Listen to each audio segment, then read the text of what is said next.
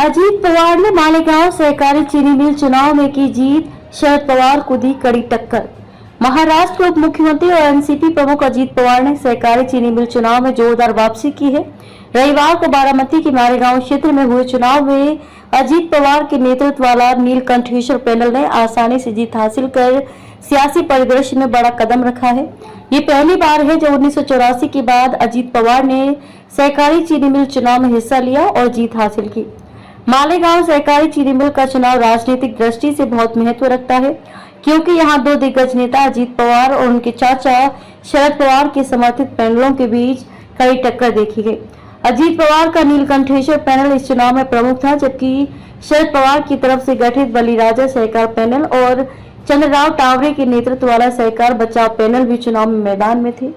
चुनाव अधिकारी के अनुसार मालेगांव चीनी मिल में कुल 20 सीटों के लिए मतदान हुआ। गन्ना किसानों के समूह ए में करीब 19,549 मतदाता थे, जबकि समूह बी में 102 वोटर थे, जो मिल से जुड़े सहकारी संस्थाओं के सदस्य हैं। अजीत पवार ने ग्रुप बी से चुनाव लड़ा और वहां 101 सीटों में से 91 मत हासिल किए, जो उनकी जीत का स्पष्ट संकेत था।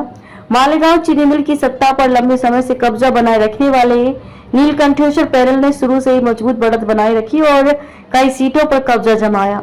वहीं शरद पवार की ओर से गठित पैनल ने माना कि यदि अजीत पवार का पैनल उनके साथ गठबंधन करता तो विरोधी पैनल बनाने की जरूरत नहीं पड़ती। लेकिन अजीत पवार ने साफ कहा कि रांकापा एसपी के किसी वरिष्ठ नेता ने उनसे इस बारे में कोई बातचीत नहीं की। ये चुनाव महाराष्ट्र के सहकारी क्षेत्र में एनसीपी के बंटवारे के बाद पहला बड़ा मुकाबला था, इसलिए इसे अजीत पवार की सहकारी संस्थाओं में पकड़ मजबूत करने की दिशा में एक महत्वपूर्ण कदम माना जा रहा है। मंगलवार देर रात तक मतगणना जारी रही और बुधवार सुबह तक अंतिम परिणाम आने की उम्मीद थी। अजीत पवार की जीत को उनके राजनीतिक सफर में एक बड़ी सफलता माना जा रहा है, जो उन्हें राज्य की सियासत में और भी मजबूती देगा। मालेगांव चीनी मिल चुनाव से ये साफ हुआ कि राज्य की सहकारी राजनीति में नए समीकरण बन रहे हैं, जहां अजीत पवार ने शरद पवार को परास्त कर अपने राजनीतिक दांवपेच को साबित किया है। इस जीत ने महाराष्ट्र के राजनीतिक परिदृश्य को एक बार फिर हिला दिया है।